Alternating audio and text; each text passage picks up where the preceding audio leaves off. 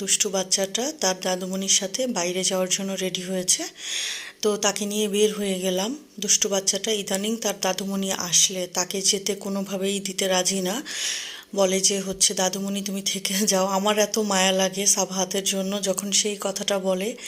সে আসলে তার দাদুমণিকে, তার নানুকে সে মিস করে, আমি বুঝি। আসলে সে একা থাকে তো, তাই কেউ যখন বাসায় আসে, আমাদের বাসায় আসে, তখন সে খুব মজা পায়।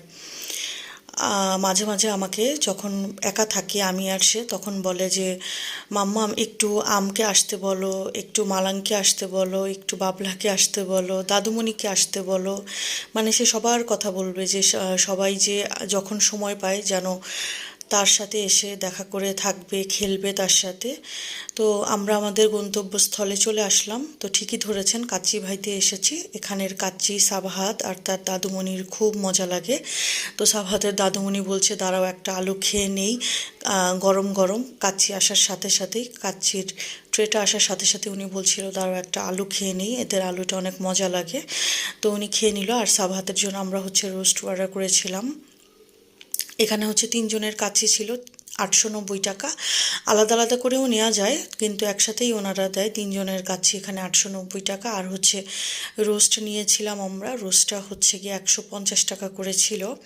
তো সাবহাত বাচ্চাটাকে আর কাচ্চি থেকে মাংস দেইনি, সে রোস্ট দিয়েই মজা করে খাচ্ছিল। তবে এই যে দেখেন, সে আমাকে বলেছিল যে যাওয়ার আগে সে নাকি তার নিজের হাতে খাবে, কিন্তু ওখানে গিয়ে এই যে বসে আছে আর হাসতেছে, আমাকে বলছে যে মাম্মাম তুমি আমাকে খাইয়ে দাও, আমি নিজের হাতে খেতে পারবো না, পরে আরেকদিন আমি আমার হাতে খাবো। কি বলবো আর এই দুষ্টু বাচ্চাটার কথা।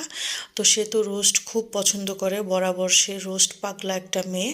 তো তার দাদুমণি কোথাও গেলে বলে যে ওর জন্য রোস্ট নাও, যতই মাংস থাকুক বা তেহারি হোক বা কাচ্চি হোক বা খিচুড়ি হোক, মোরগ পোলাও হোক, যত কিছুই হোক, তারপরে উনি মোরগ পোলাওর ক্ষেত্রে মাঝে মাঝে ভুল করে বলে ফেলে যে রোস্ট নিবে না।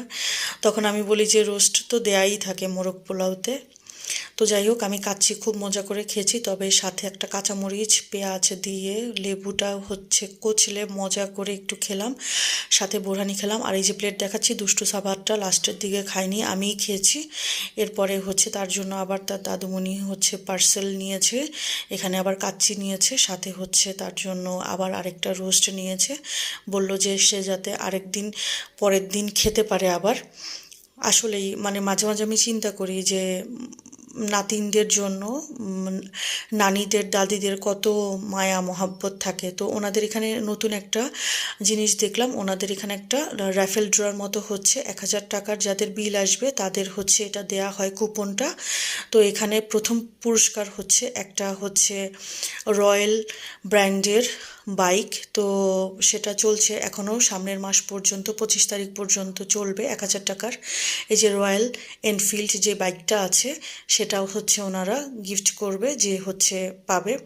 তো একবেলার খাবার খেয়ে আরেক বেলায় চিন্তা করে সবজি কেনার জন্য নেমে পড়লাম বাসার কাছাকাছি এসে। তো এখান থেকে একটু সবজি নিলাম, চিন্তা করলাম যে শাশুড়ি মা খিচুড়ি পছন্দ করে, ওনার জন্য রান্না করব। তো আজকের ভিডিও এ পর্যন্ত, আল্লাহ হাফেজ।